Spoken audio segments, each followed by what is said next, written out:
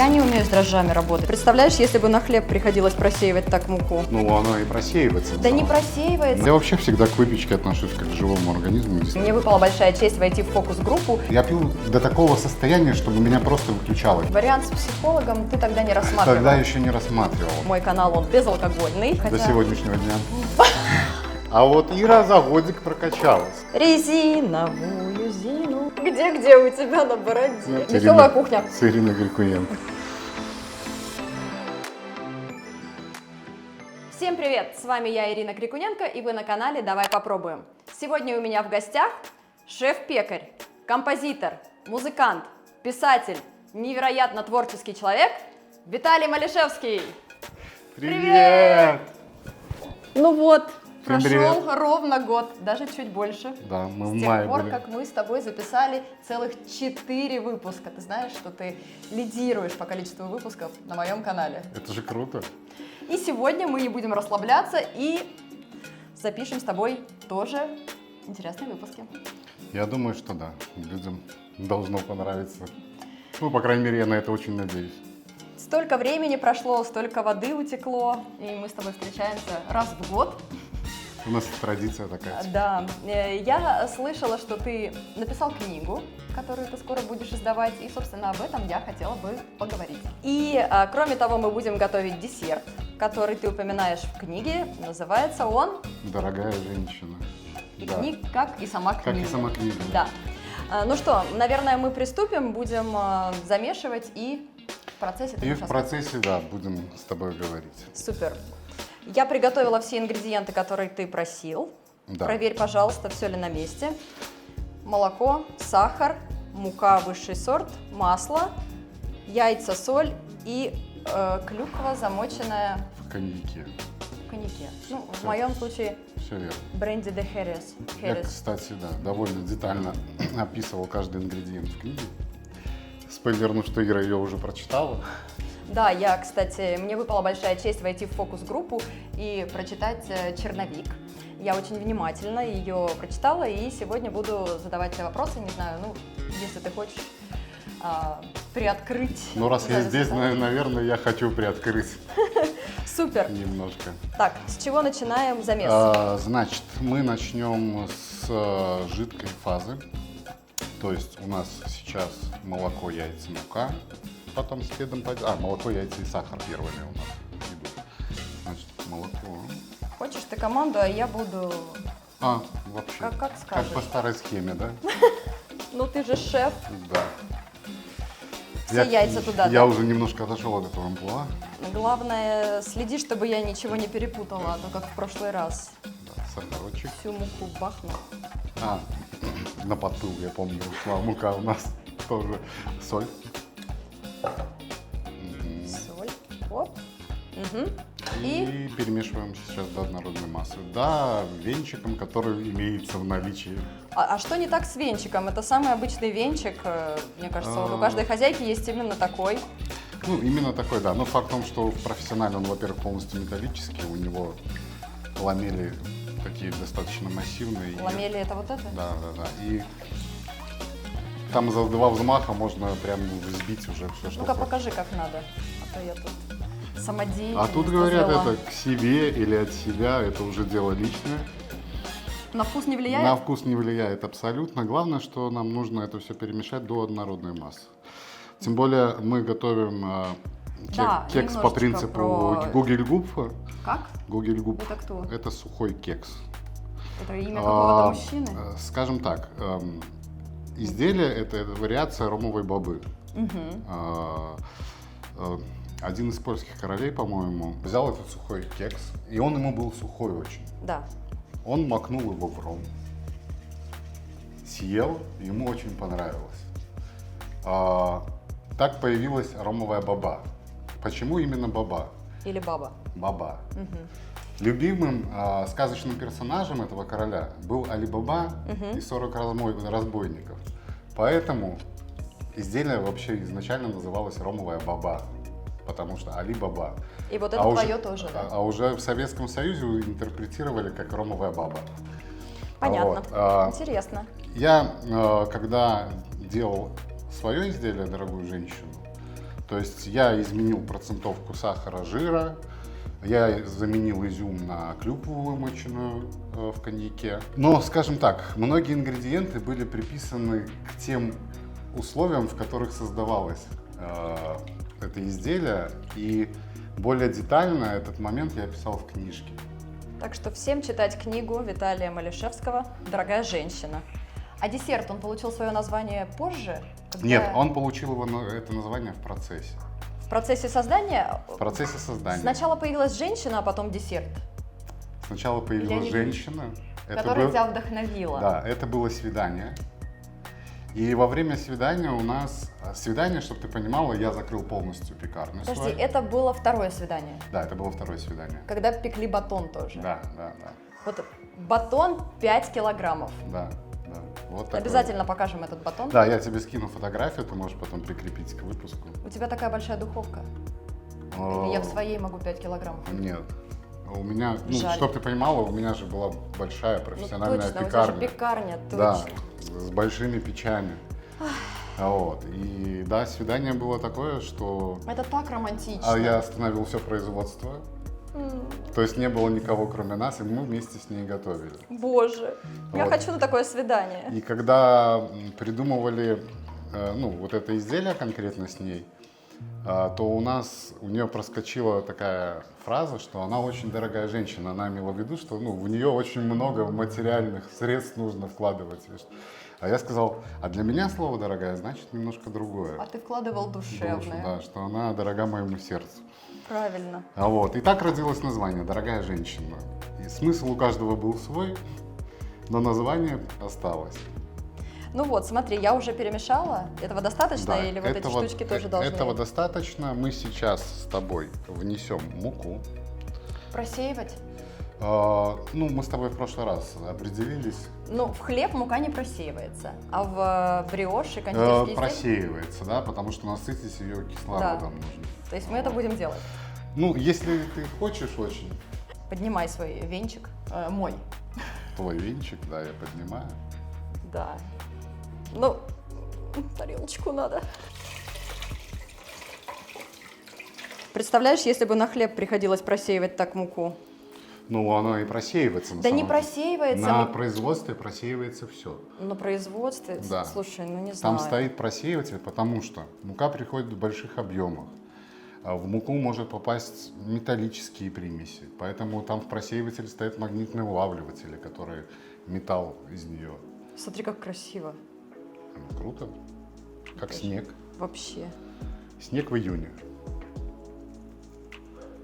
Только ради красивого кадра стоило все это просеять. Расскажи в целом, о чем книга и для кого она.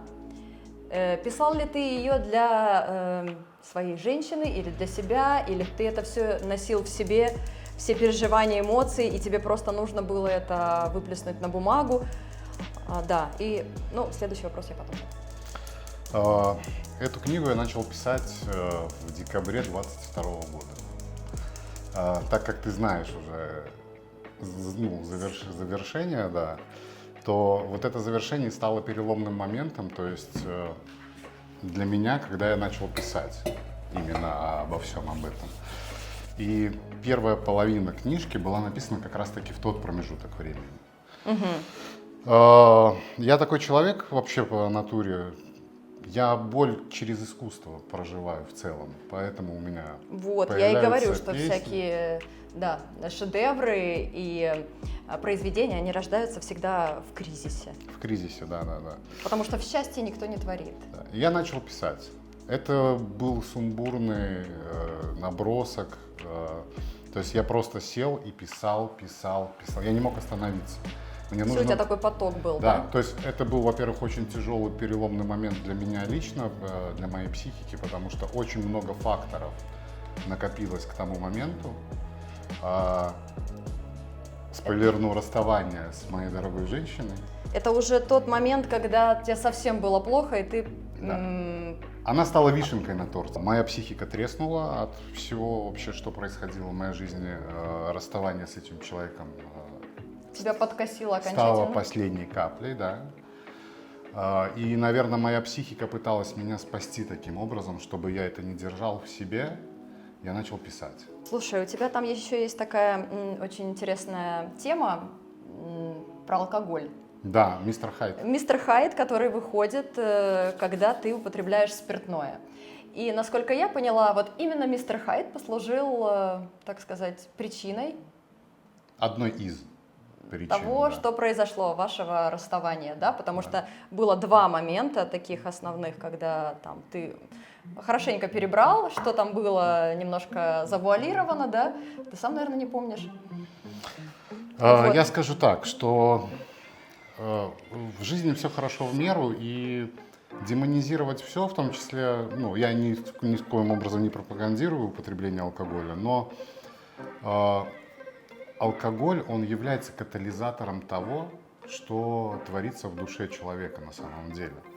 И вспоминая вообще тот период жизни, лично свой, я скажу так, что я пил настолько, потому что мне хотелось забыться, потому что алкоголь глушил во мне боль, всю ту, которая была во мне, и я не знал, куда ее деть. И алкоголь позволял... Я пил до такого состояния, чтобы меня просто выключало физически. Мне было настолько больно, что это было на тот момент, наверное, единственным моим панацеей от вот этой боли. И вариант с психологом ты тогда не рассматривал? Тогда еще не рассматривал, да. Но, как я писал в книжке, мы в итоге все равно к нему пришли, да. Да, так или иначе все приходят к терапии. Терапия, да, в любом случае все У приходят. меня тоже был опыт, вот. На самом деле я тоже скептически относилась к психологам, а потом поняла, что это работает. Главное найти своего. Своего. Да. Вот, поэтому, да, тема алкоголя, мистера Хайда, да. Причем ты читала сейчас «Черновик», я как раз дописываю сейчас эту линию, переписываю, подвожу ее немножко по-другому. Вот, потому что с фокус-группы пришел очень большой фидбэк именно по этой линии. Все попросили больше раскрыть это дело, потому что оно непосредственно влияет на всю основную линию. Да. Вот. Ну, оно и в жизни очень повлияло, скажем так. Ну, безусловно, у нас есть свет, тьма, добро, зло, да, и все в жизни гармонично и сбалансировано, но я вот на светлой стороне, и туда всех перетягиваю, знаешь. Я очень ярая противница алкоголя, и мой канал, он безалкогольный. До сегодняшнего дня. Кстати, да. У нас здесь есть бренди, еще есть вино, да, которое мы будем... Да, но... Что делать? Пропитывать? Да, мы будем готовить сироп для промочки, но так как у нас само изделие выпекается, а сироп варится, он горячий, то при термообработке сам алкоголь испаряется. Ты это подчеркнул, что да, Ира, не волнуйся. Да, остается только вкус, а алкоголь испаряется здесь. Ну вот, смотри. Так, отлично. Это было сложно. Это было сложно, теперь нам надо сюда внести масло. Масло мы подтопим. Давай. И ложкой, да, наверное, или опять? Этот венчик не справляется с этой массой. Смотрите, какая она густая. Да, мы сейчас это можем чуть что помочь руками. Руками я люблю. Да, поэтому масло мы сейчас подтопим в микроволновке. А я останусь с вами в кадре. Захвачу все ваше внимание. Вот. Поэтому, дорогие подписчики Иры, подписывайтесь на канал. Подписывайтесь на канал Ирины. И в октябре 2025 года выйдет первое лимитированное издание книги «Дорогая женщина». Их будет ровно 100 штук. Каждая книжка будет пронумерована. Где она будет продаваться? Она будет продаваться на территории Республики Беларусь и на территории Европы. То есть моим подписчикам она недоступна? Первая партия, нет, почему? Мы заранее откроем предзаказы, кто успеет предзаказать, тот успеет заказать физическое издание. А также параллельно выйдет версия цифровая. Ой, слушай, мне же так было интересно узнать, как долго ты искал издательство? Скажем так, я его искал недолго, потому что одна моя знакомая, которая в книге упоминается как крестная фея, Ага. работала в этом издательстве. Отлично, слушай, у тебя столько связей. Вот. И я почему-то на уровне подсознания, когда начал искать издателя, я почему-то вспомнил именно название этого издательства. Я связался с этим издательством, и все, мы обо всем договорились. Ну, видишь, крестная фея, она просто исполняет желание. Кстати, ты знаешь, что я тоже крестная фея? Да. Для одного замечательного человека, его зовут Антон, он был у меня на выпусках, мы с ним разбирали гардероб. Для тех, кто не видел, посмотрите, он Золушка, а я его крестная фея. Ну вот, видишь, Представляешь? все как в сказке, жизнь вообще сказка. Ну, Да, так, смотрим. смотрим. Отлично, отлично, отлично, отлично. Все. Мне кажется, это очень, Не, отлично, вносим. как и у Юли Высоцкой.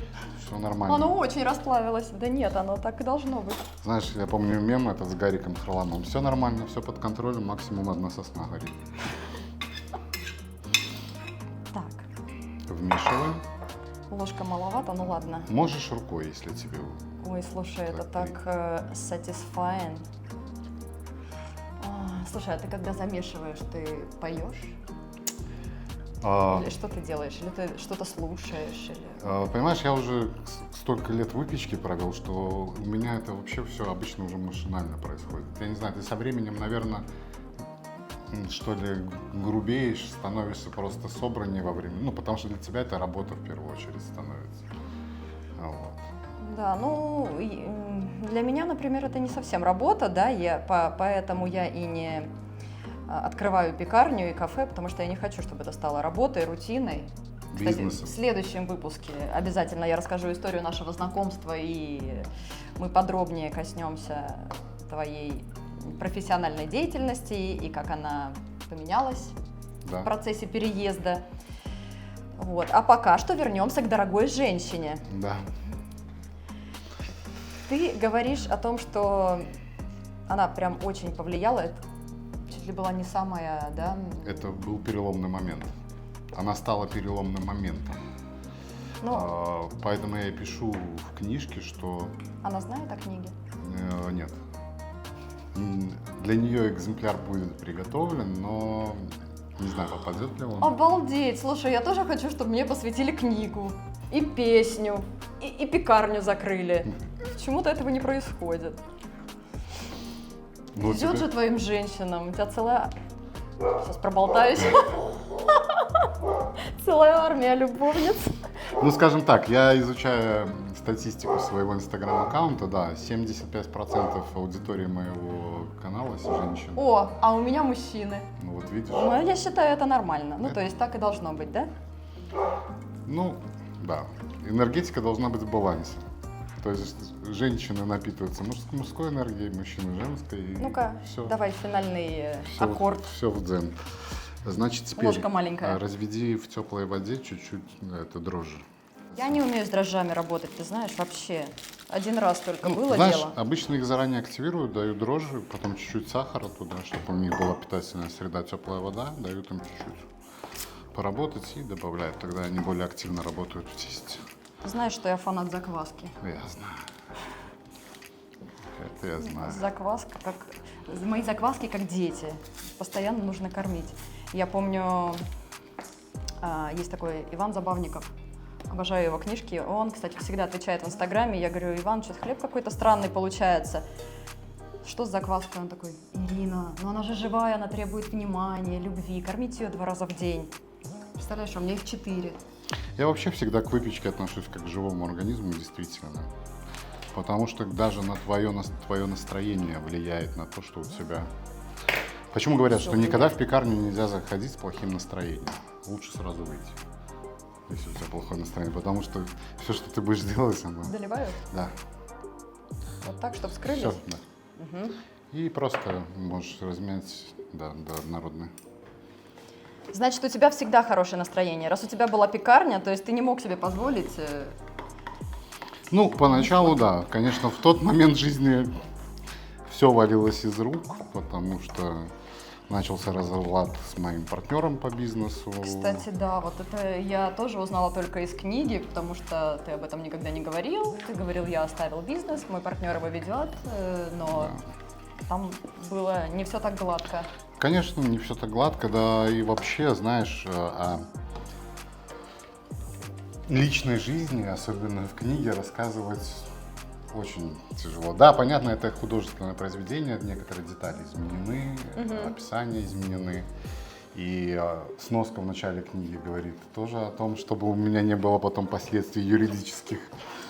Все персонажи вымышлены. Да, все персонажи вымышлены. И еще о том, что было тебе сложно выбирать, о чем говорить, о чем не говорить. Да, о чем говорить, о чем не говорить, но... Какие факты скрыть? Как сказал мой ирландский друг, что эта история должна увидеть свет. И мир должен о ней узнать. И мир должен о ней узнать, да. И тот, кто может показать свою личную жизнь, действительно обладает, как, извините, на канале скажу, стальными яйцами, потому что это очень такой шаг серьезный для человека, открыться всему миру. Да, и я думаю, что ты уже прошел все стадии. Да, уже принял все. Горевание, переживание, принял все и готов об этом говорить. Говорить, да. А дрожжи готовы? Готовы работать. Сюда, да.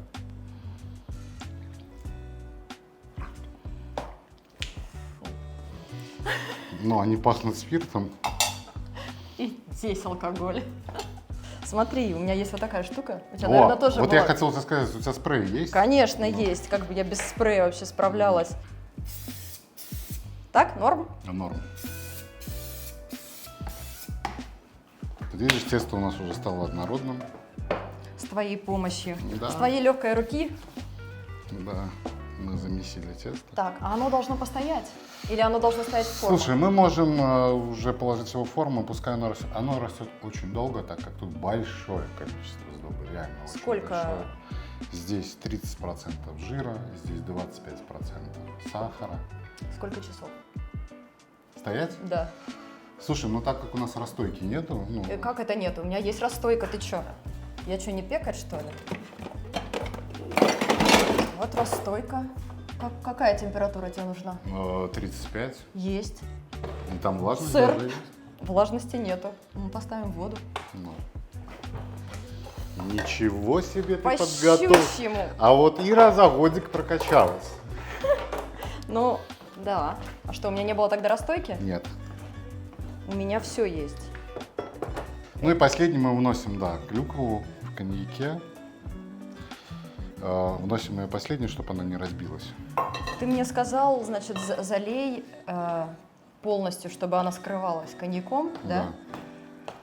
Я на самом деле делаю тоже рождественский пирог и заливаю алкоголем сухофрукты. И однажды я попробовала добавить побольше. Это невозможно было есть. Было очень горько. Так как это изделие у меня ассоциируется с определенным человеком, как я и писал в книжке, почему клюква и почему она вымочена. В каждом из нас есть разные стороны. Где-то мы немножко кислые, где-то мы немножко горькие, где-то мы сладкие. Но мы в едином целом состоим из всех этих компонентов. И каждый из этих компонентов по-своему прекрасен. И в синергии это рождает в нашей жизни что-то чудесное, великое. Невероятно. Ну, тебе вот надо писать просто. Ты говоришь, как река льется. У тебя столько оборотов, эпитетов, сравнений. Я думаю, сколько книг ты в своей жизни прочитал, чтобы вот так писать? Ну, так как я много времени, почти 10 лет провел в переездах, в командировках и постоянно наедине с собой, то, естественно, чем мне было заниматься? Читать книжки. Молодец, хвалю. Все, Так, выкладывай. мы можем руки в масло и раскидать, потому что, ну, либо ложкой. Тебе масло дать? Хочешь, я тебе руки сбрызну? Да? Давай попробуем. Я так никогда не делала. Давай попробуем. Muchas gracias. Ой, как красиво. Ну-ка, ну-ка.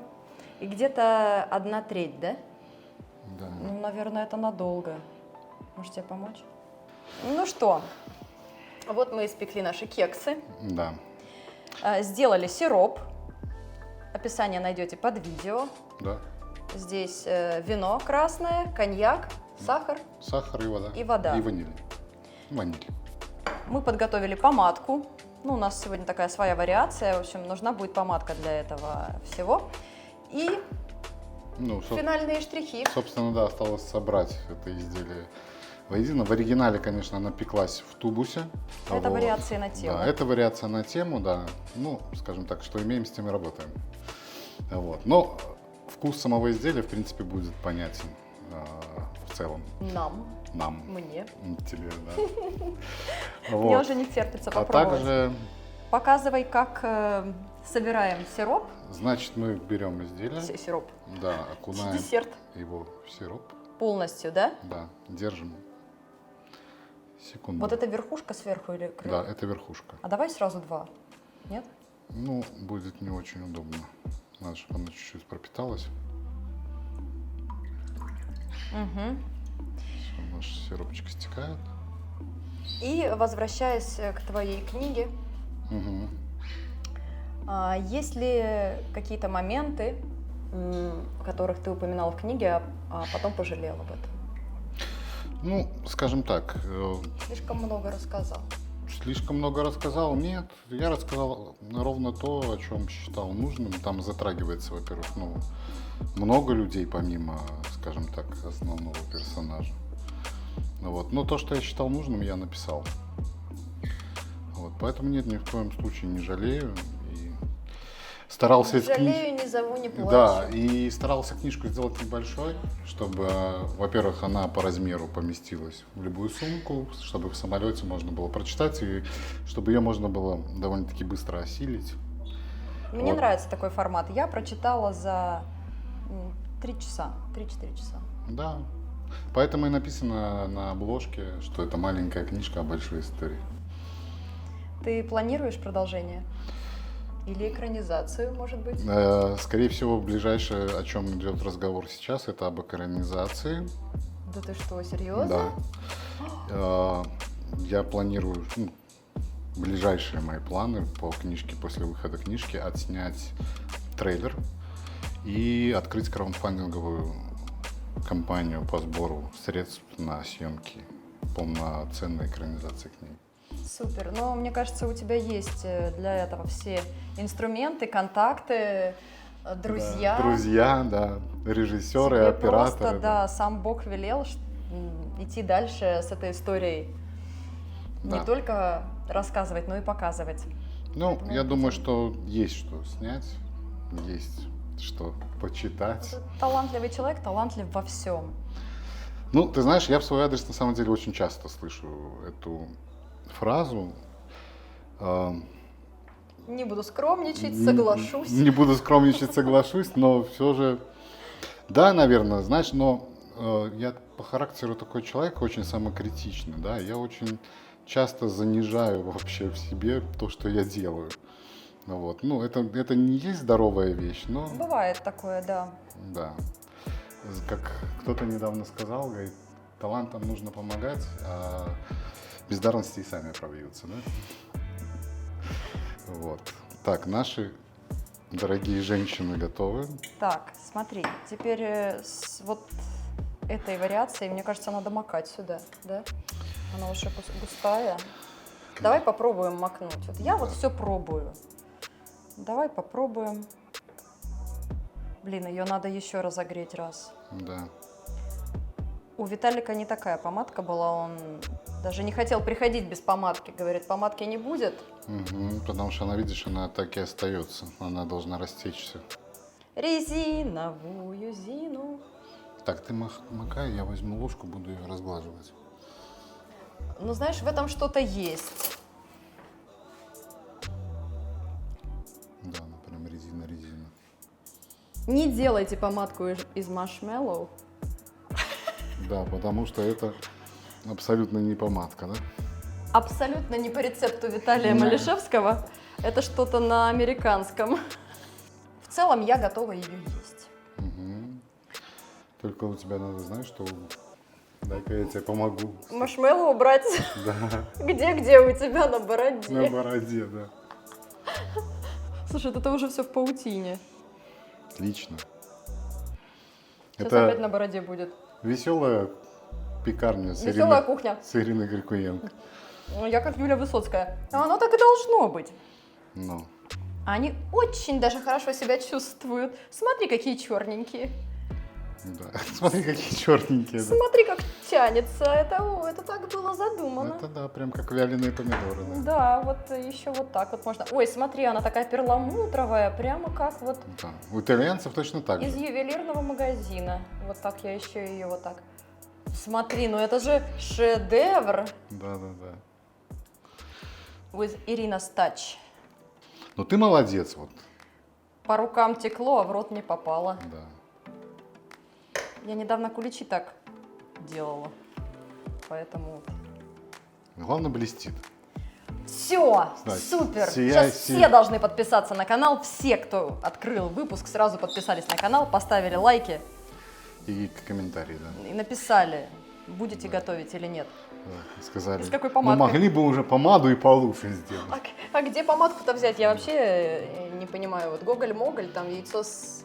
Не, можно Белок. было варить сахарной пудрой, там желатину, это все дело. Можете варить, можете не варить, вот как Но я. у нас жесткий тайминг сегодня, Поэтому, поэтому как-то так.